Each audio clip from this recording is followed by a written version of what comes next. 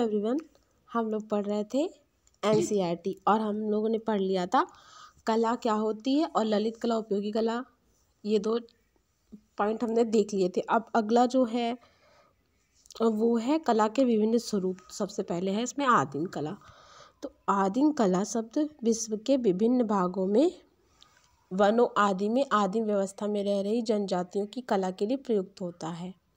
शहरी सभ्यता से सुदूर स्थित इन क्षेत्रों में रहने वाली जनजातियों की कला का उद्गम प्रागैतिहासिक कला से ही माना जाता है। तो हम लोग पढ़ते हैं आदिम कला प्रागैतिहासिक काल में, इंडियन में भी पढ़ते हैं, वेस्टर्न में भी पढ़ते हैं। तो उन्हीं की बात यहाँ पे की जा रही है कि आदिम कला जो है वो प्रागैतिहासिक काल से माना जाता है। इस कला का जनजातियों की कला या आदिम कला का जो उद्गम होता है। इस प्रकार आदिम कला का इतिहास उतना ही पुराना कहा जा सकता है जितना मानव का इतिहास। मनुष्य का प्रकृति से प्रथम साक्षात्कार हुआ उस समय से ही उसने जीव निर्माण के तारतम्य से अपने जीवन को सुखी तथा समृद्ध बनाने की चेष्टा की और इस निर्माण के फलस्वरूप उसने ऐसी कृतियों का सृजन किया जो उसके जीवन को सुखद और सुचारू बना सके। इसी समय में मनुष्य की ललित भावना भी जाग उठी और उसने अपनी मुख्य भावनाओं को अनगढ़ पत्थरों के यंत्रों तथा तुलिका से बनी टेढ़ी मेढ़ी रेखा आकृतियों के रूप में गुफाओं और चट्टानों की भित्तियों पर अंकित किया। तो हम लोग देखते हैं कि जो हमारी प्रागैतिहासिक कालीन गुफाएं हैं उत्तर प्रदेश में मिलती हैं, मध्य प्रदेश में मिलती हैं, झारखंड में मिलती हैं। तो उन्हीं की यहाँ बात की जा रही है। उनके जीवन की कोमल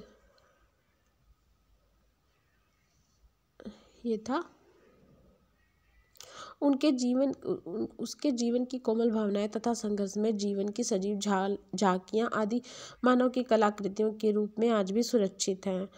आदि काल में आज तक मनुष्य रेखा तथा आकार, तत्क्षण तथा कर्षण के द्वारा अपनी भावनाओं को व्यक्त करता चला आ रहा है। सबसे पहले हम लोग देखते हैं प्रागैतिहासिक काल में रेखा चित्र मिलते हैं। तो इसीलिए यहाँ पे रेखा की बात की गई है। मानव ने रेखा और आकार के माध्यम से अपनी प्रकृति, आत्मा और युग का सदैव स्वागत तथा अंकन किया है। मानव की इन असंख्य चित्राकृतियों के आधार पर चित्रकला की आज एक निश्चित परिभाषा निर्धारित हो चुकी है।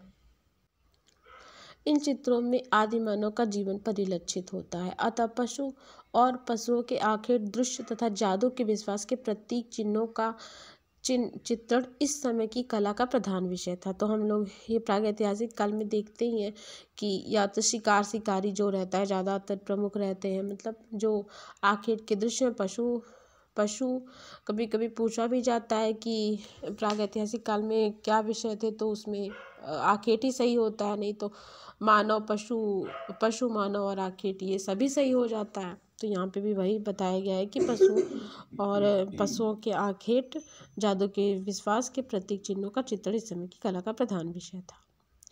इन चित्रों में मानव ने अपने भाव को सरल रूपों तथा ज्यामितीय आकारों में संजोया है।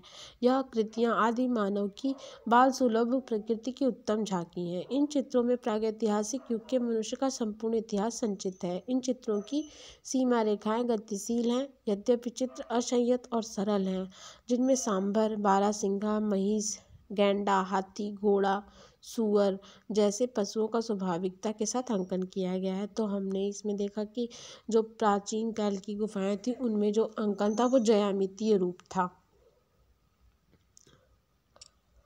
भारत के विभिन्न क्षेत्रों में उत्तराखंड, आंध्र प्रदेश, बिहार, बंगाल, गुजरात, कर्नाटक, केरल, मध्य प्रदेश, महाराष्ट्र, मणिपुर, उड़ीसा, राजस्थान व तमिलनाडु आदि लगभग 75 आदिम जनजातियां निवास करती हैं। तो ये जो भारत के विभिन्न क्षेत्र दिए हुए हैं इनमें लगभग 75 आदिम जनजातियां निवास करती हैं, जिन्होंने अपनी परंपरागत कलात्मक विशिष्टता को बनाए रखा है। तो प्राचीन काल में जैसे चित्रण होता था वो अभी भी वैसा चित्रण हमें यहाँ पे देखने को मिल सकता है।